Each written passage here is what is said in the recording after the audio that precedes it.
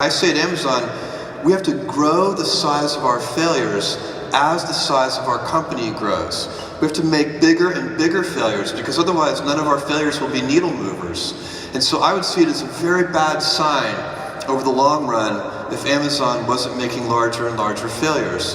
And if you do that all along the way, that is going to protect you from ever having to make that big, kind of Hail Mary bet that you sometimes see companies make right before they fail and go out of existence.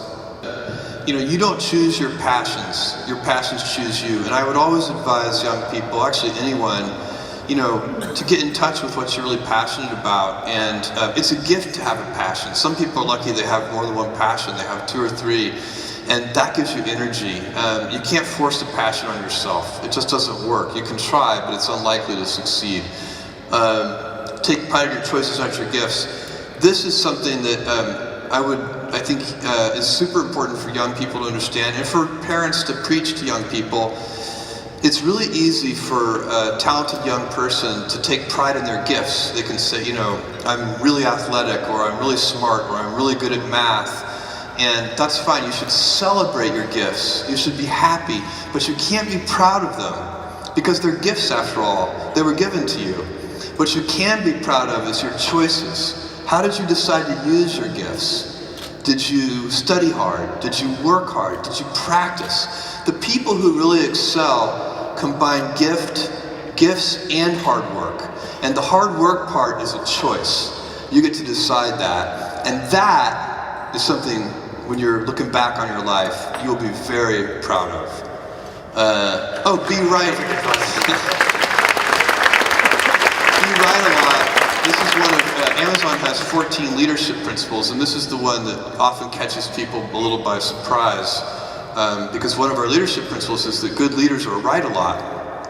And it sounds kind of like, well, great, but is there some way that I can practice being right a lot?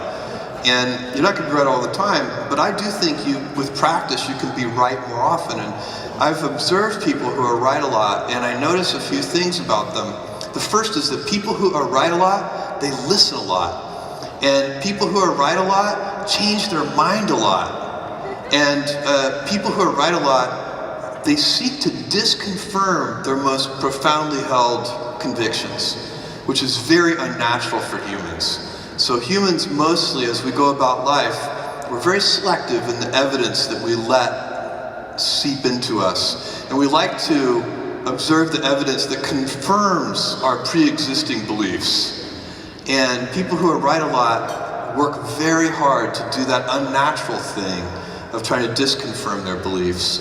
And by the way, changing your mind a lot is so important. You should never let anybody trap you with anything you've said in the past, because that is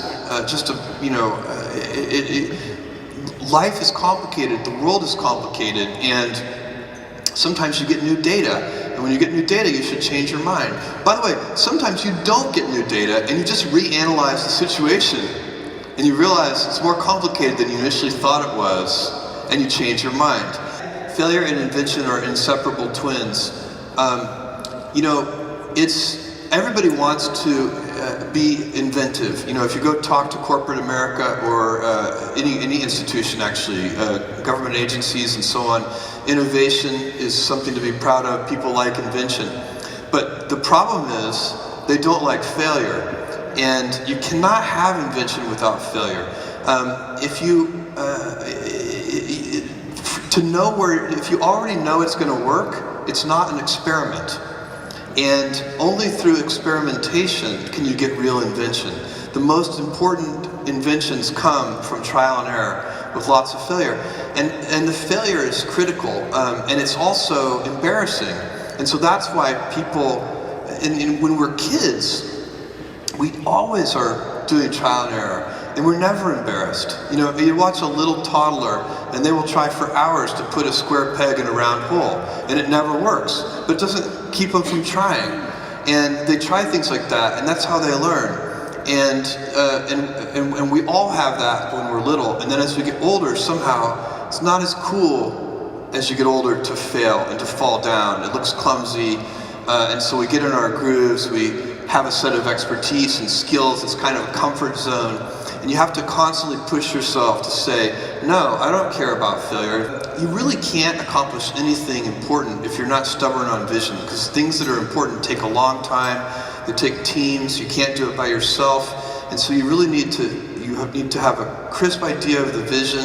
You need to stay incredibly relentless on that vision. But you need to be flexible on the details, because you've got to be experimental to accomplish anything important. And that means you're going to be wrong a lot. And so you're going to try something on your way to that vision, and that's going to be the wrong thing, the wrong decision. You're going to have to back up, take a little course correction, and try again. And so you cannot be stubborn on the details. You have to be flexible on the details.